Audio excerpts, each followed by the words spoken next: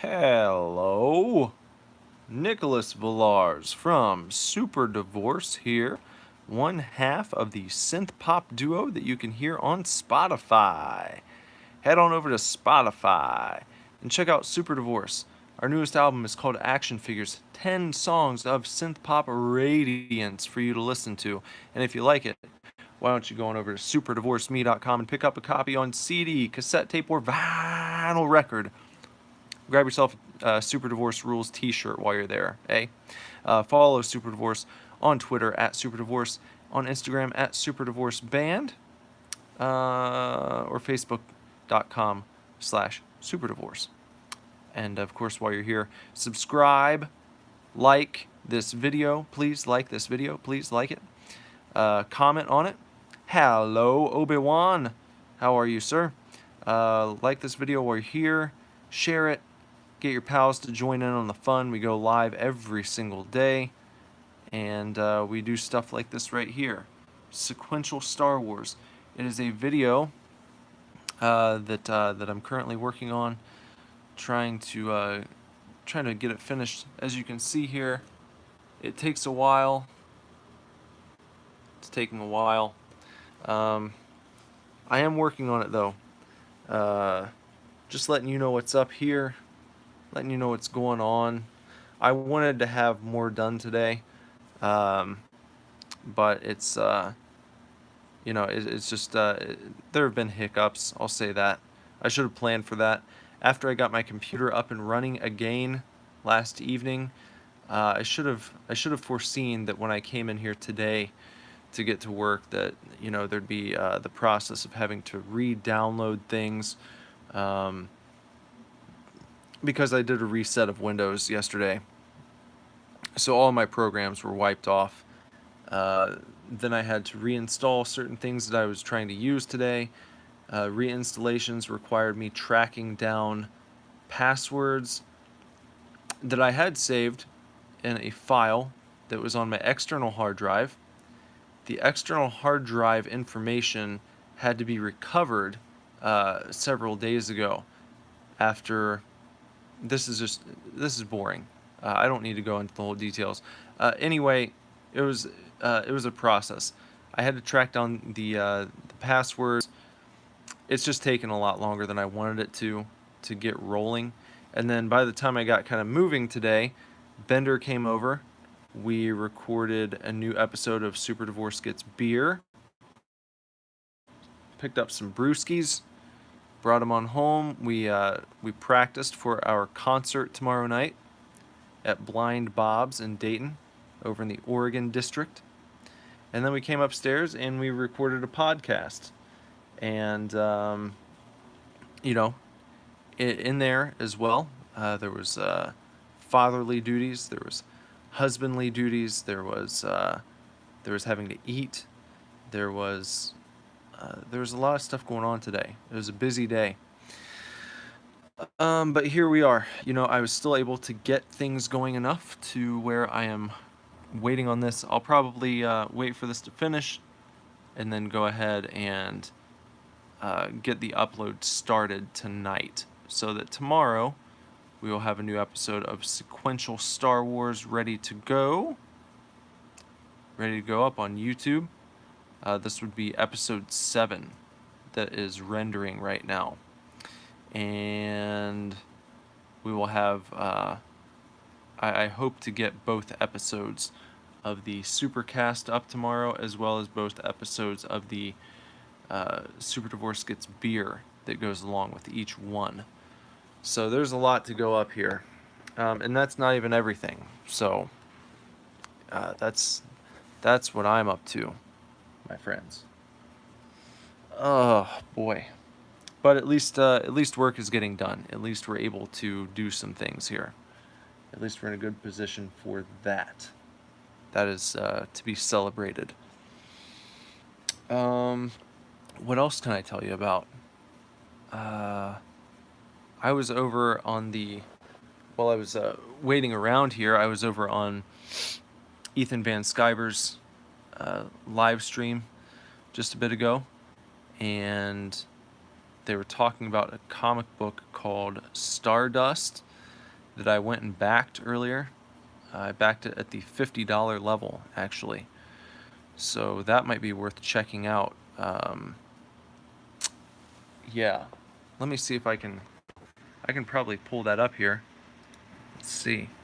See if I can find it. I was trying to see if there was anything going on StarWars.com, and I didn't see anything. Look at this. I thought this was weird.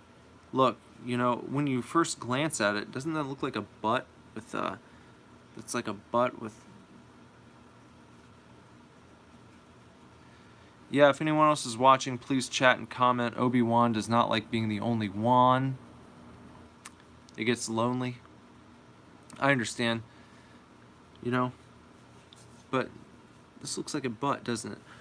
I think Andrew would be here usually, but he's up in Detroit right now. He was visiting a museum, and they had a Star Wars exhibit. He sent me a lot of really cool pictures that I'm going to use in an upcoming video.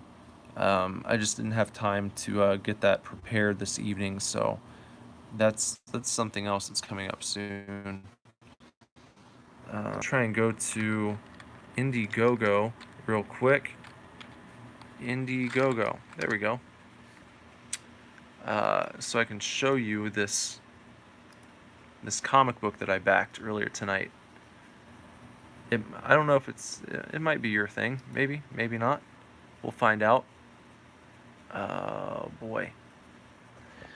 It is kind of late, Obi-Wan. I don't know if anyone else is going to join, you know. I wish they would. Again, it's late.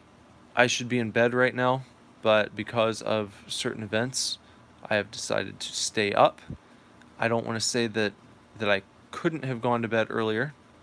It's just that things worked out in a way where I was like, I think it makes more sense for me to stay up and get some things done.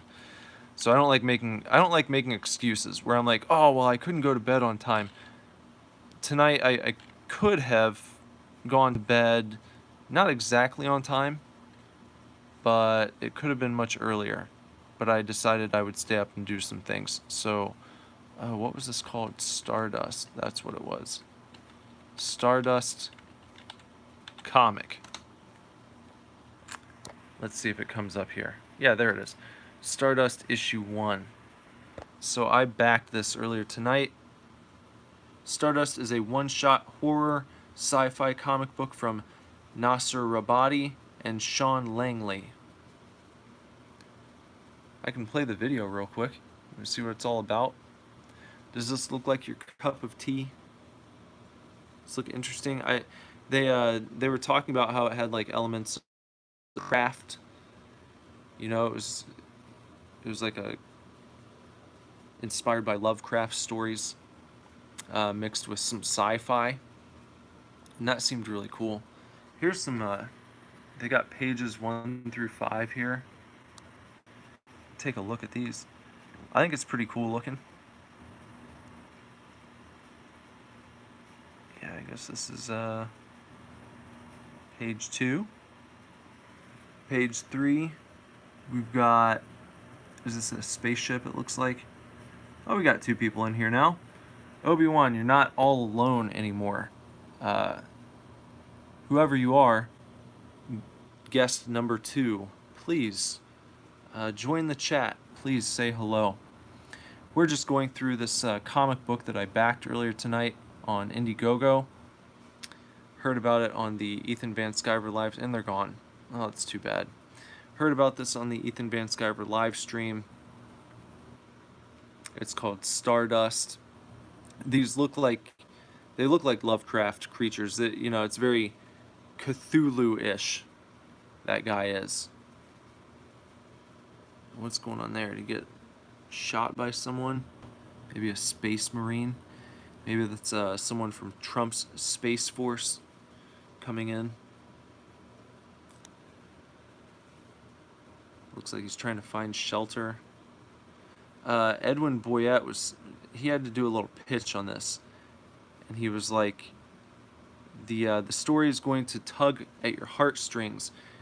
He said that when you read it, you're going to feel sympathy for the alien characters, and I think that's where it ends. A little preview. That's a cool preview, though. They said that you'll feel sympathy for, I guess, this guy, and then by the end of it, you will be shocked and appalled at the things that this alien or his friends are able to do. So it seems interesting. Seems like a cool story. They have some different levels you can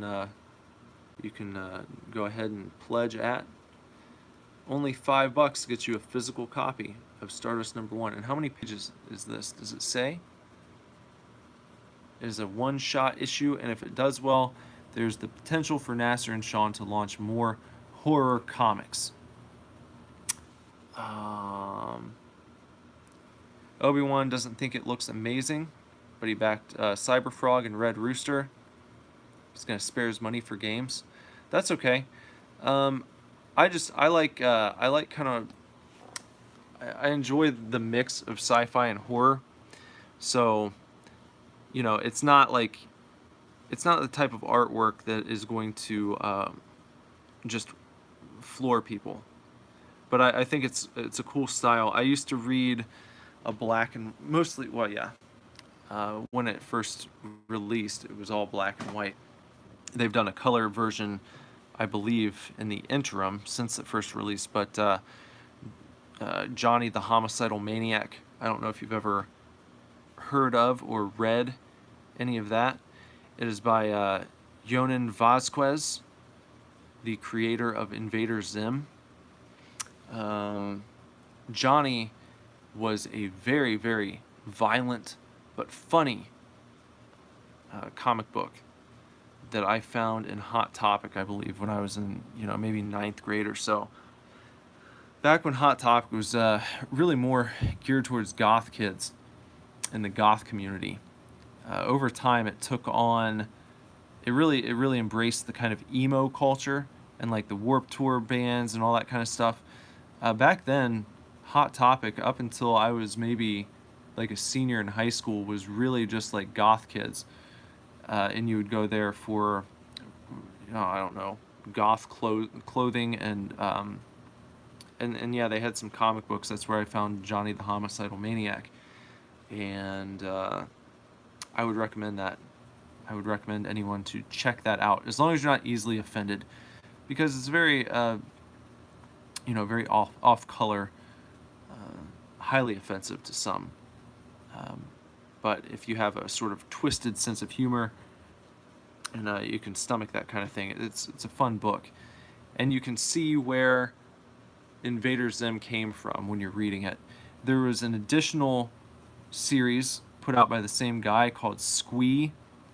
I feel like I should be showing you guys some of this, in case people don't know. So I'm gonna go ahead and open this up here. I'm gonna do what I can to not shake all over the place with this, even though I'm just holding this. I don't have the tripod at the moment. This is kind of impromptu. Let's see. Johnny the... There we go. We can see some images. Here you go. This is what Johnny looked like. If you've seen Invader Zim, the art style is going to strike out. It's going to pop out to you immediately. You'll see where Invader Zim came from when you're looking at this kind of stuff. Yeah, this was fun. It was a fun book. I think this, what is this? Yeah, there's number 3. There's a collected version. Maybe this is it. No, that's number 7. I don't remember what the cover for the collected version looks like. There it is. That's it right there. That's it. So if you go to Amazon and you search Johnny the Homicidal Maniac graphic novel, this is what it'll look like if you end up picking it up. It's a fun read. And there was another character in Johnny called Squee, and they put out a Squee comic as well. And as you can see, it's like, same exact art style, same guy, same type of humor. And these guys over here from Squee, I mean, that's very, very Invader Zim-ish. And I'm really excited because they are going to be putting out an Invader Zim movie, I think sometime next year. It might be later this year, I don't know for sure. But Squee's a lot of fun too. Just wacky, over the top. But it was, it's definitely an indie comic from the 90s, late 90s, early 2000s. Before all this Indiegogo and Kickstarter stuff was around. It's kind of cool that this stuff existed and it had its niche and it stuck around, and it's even influenced kids television on in today. So yeah, it's pretty fun. That's Johnny. So that's what I was saying. It was I don't mind a black and white book. That's what I was getting at. Bender, we've talked about this before on Super Fanatics, I think. A reason that he could never get into The Walking Dead is because it's not in color. And he's admitted it's kind of a shallow take. I understand it though. It's a visual medium. You've got to be able to connect with the art, and if you don't, then you don't. I think sometimes you can push past it and end up enjoying a book, but for the most part, it's like no one is obligated to spend money on something if they're not captivated by it. So it's like if it doesn't strike your fancy, then that's fine. For me, I kind of like the creepy look of this. I think it looks pretty cool. Like I said, I enjoy the mix of sci-fi and horror. I think it'll be a fun read. So I will report back after I've received Stardust issue 1, and I'll let everyone know how it is. Maybe we'll do an episode of Super Fanatics on it, where we like to go in depth on our Comax. It's always cool. Right now I'm actually reading this. I'm reading this one right here. It's called DN Agents. It's a pretty thick volume. It collects, I think, issues 1 through 14. Am I right? Yes. Issues 1 through 14. And I really want to do an episode of Super Fanatics on this one. We'll have to see if we can do that, because Bender's never read this before, and with something this size, it's kind of tricky because you can't just breeze through it, and you don't want to gloss over it. You don't want one guy to be informed and the other one to sort of be out in the woods. So I don't know, maybe we'll do something different. Maybe I'll do like a solo episode, because, well, you can see it's black and white. I don't know if Bender's going to want to go through this one, but I want to. It's got some significance to it. It is one of the most successful independent comics ever. Perhaps the first prominent independent superhero book. And it's got an interesting backstory too. They were going to make a television show of DN Agents throughout the 80s. I think it came very close, several times. A pilot was written more than once. It just got caught up in development hell, as they say, and never materialized. And they were getting offers from various studios and all this kind of stuff, and the dudes were like rock stars at Comic Cons at that point, even though they were much smaller than they are now. Everyone knew the creators of DN Agents. So I read an article a while back, just kind of searching for under the radar superhero books and such from the 70s and 80s, and this was near the top of one of the lists that I found. So I found this. It was a collection that Image did.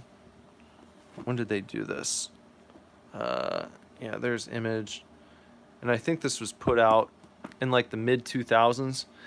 Um, and the dude who created this has been asked several times, well, not several, I'm sure many times at this point, about bringing DN agents back. I think that they would do well. I think that in the age of the online crowdfunding comic book scene, these guys would probably be rock stars if they came back now. I think it would be pretty cool, and I think they could do it and not have to settle for just re-releasing the originals in black and white. As you can see, I mean, the artwork's great, I think, as far as like, it's just got kind of a classic superhero book vibe to it. You know, I'll definitely go into more detail. I'd like to on an episode in the future, devote an entire episode to this and do it right after I've made it through the entire thing. I'm on page 88, and I'm enjoying it so far. I like the characters. I like the character models. I like the sense of humor in it. It's a fun read, guys. If that looks at all interesting to you, why not grab a copy of this one as well? You might enjoy it. It might be one of your faves. So that's the comic that I'm reading at the moment. I want to read that before I get back into like anything current. Next on my list is probably to read the Dark Knight's Metal, the crazy Batman story. That looks like a lot of fun. So I can't wait to get to that either. And then I've got all these Coheed and Cambria books that I need to get to too. There's a lot of stuff that it's kind of like piled up over the past few months. And then maybe at some point I'll get back into reading weekly, because I really like visiting the comic book shop every Wednesday. But as we've talked about, the weekly comic book scene has not been the greatest for some time. It's kind of fallen off. So I've not been so worried about getting out to pick up weekly books for a while. I mean, I've got the last time I was going weekly was probably about a year and a half ago, and I've still got a stack of stuff that I've not gotten through. Just because, like I've said, it became such a slog. It wasn't fun. It felt like a chore. Not everything, but a lot of it. A lot of it. So, yeah, that's that. That's Stardust issue 1. I need to back Red Rooster still. Is it still available? That's one that I kept putting off. I meant to back that a while ago, and then I forgot about it. Red Rooster, let's see.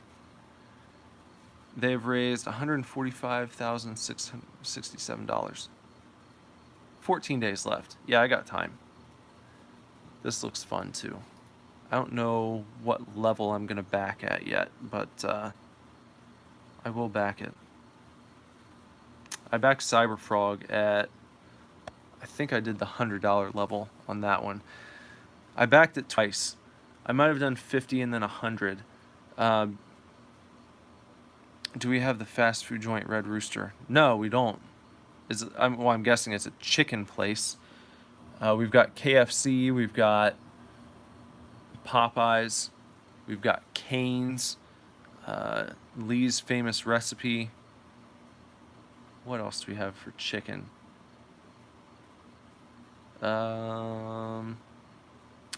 Fast food, that might be about it. Boston Market has chicken, but we don't have many of those around here. It's more of an East Coast thing at this point. But Red Rooster, is that a big deal in Australia? You guys have a lot of Red Rooster fast food chicken places? Basically KFC with more roasted style chicken. So roasted instead of fried.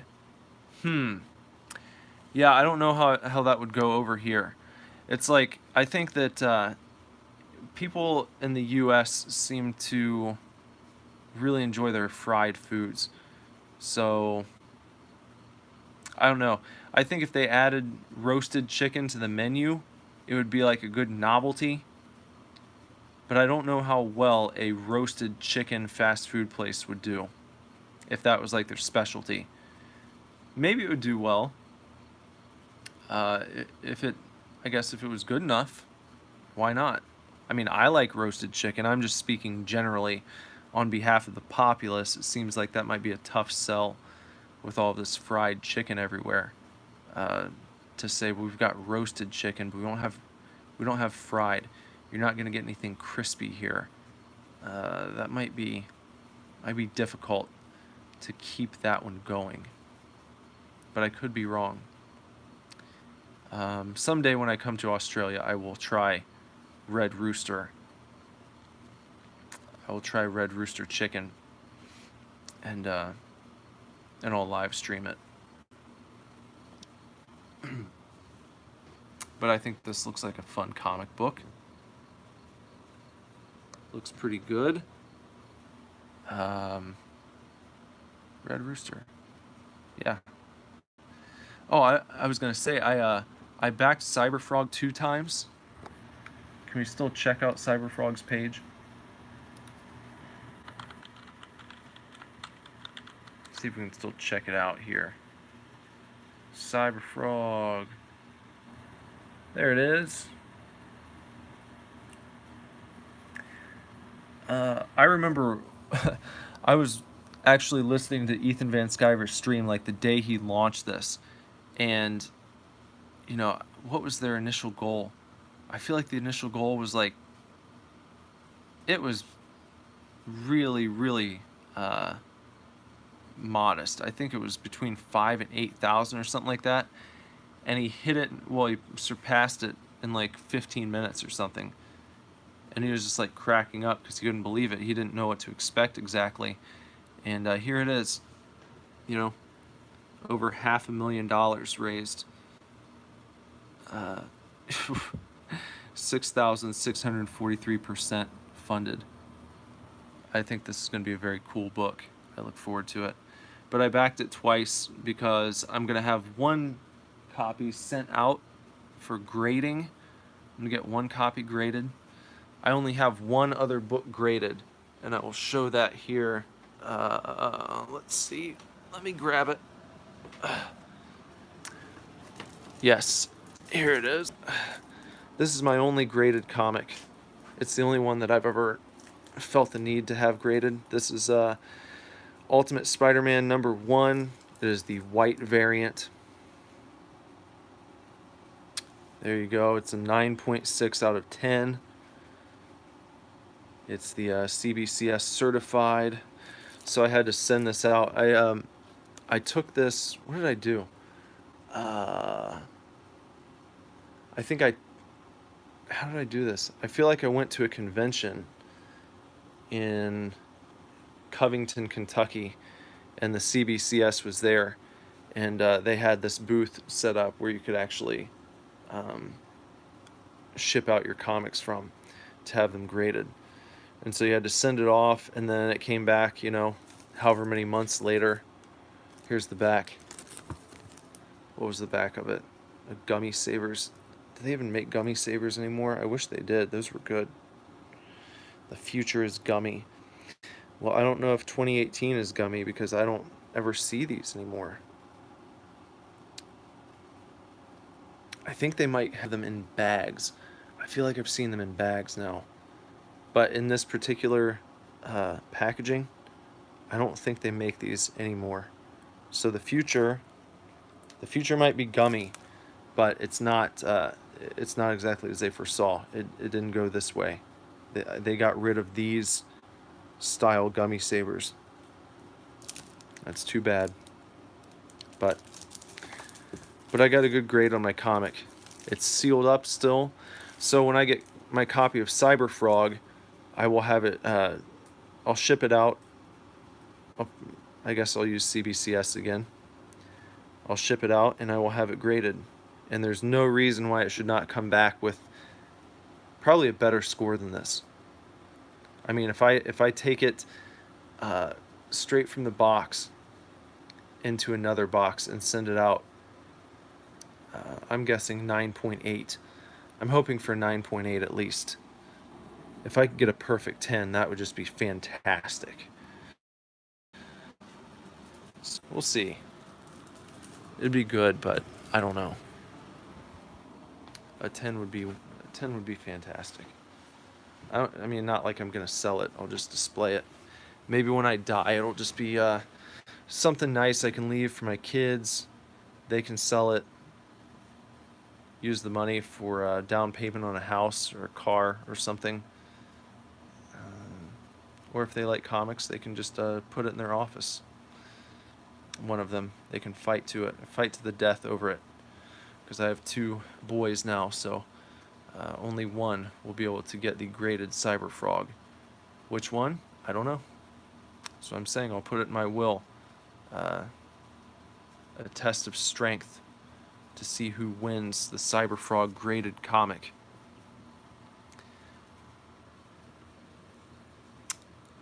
Cyber Frog Blood Honey.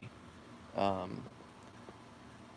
saw some pages that Kyle Ritter had actually colored for the, I think it was one of the perks. Ethan was going to have Kyle Ritter color one of the older Cyber Frog comics out, and I saw some coloring that he was doing on it and looked fabulous. He is a really great colorist. I follow him on Twitter. Seems like a good guy. So, yeah. But, yeah, I think that, where are we at here on this video? Sequential Star Wars still rendering. I feel like this is taking way longer than it normally does. I'm going to have to check around and see what's going on after this is all finished up, because I don't think it should take this long. The other videos have not. I know that. So there's something. After I reinstalled this, I'm sure there's some setting I'm going to have to mess with. Some deal. Yeah, I don't know.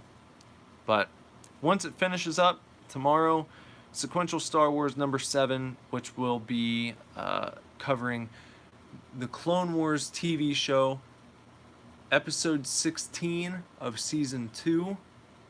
That is the first event on the chronological timeline from the Clone Wars TV show. And then following that would be episode 8, which we will use to cover season 1, episode 16. And then following that in episode 9, in our episode 9, we'll be talking about the Clone Wars movie. Clone Wars animated movie. So, please look forward to that. Obi-Wan, thanks for hanging out tonight. Sorry it wasn't more lively. Sorry there weren't more people here, but, you know, I just wanted to come on here and give an update, let you know what was going on. Anyone who watches this later, please look forward to the next episode of Sequential Star Wars coming soon. Please look forward to a new episode, 2 new episodes actually, of the Super Divorce Supercast that we have lined up, waiting to go on the YouTubes. And more Sequential Star Wars, more daily live videos every day. Even if it's a little late when we get to it. I got to do this before I go to bed, at least. So yeah. Obi-Wan, see you later, brother. Have a good night, and you know, treat yourself. Treat yourself to some Red Rooster tomorrow, Obi-Wan. Treat yourself to some Red Rooster, and when you get on the next live video, tell us how your meal was. I want to hear all about it. Okay, everyone else, we will talk to you soon, and take good care. Good night.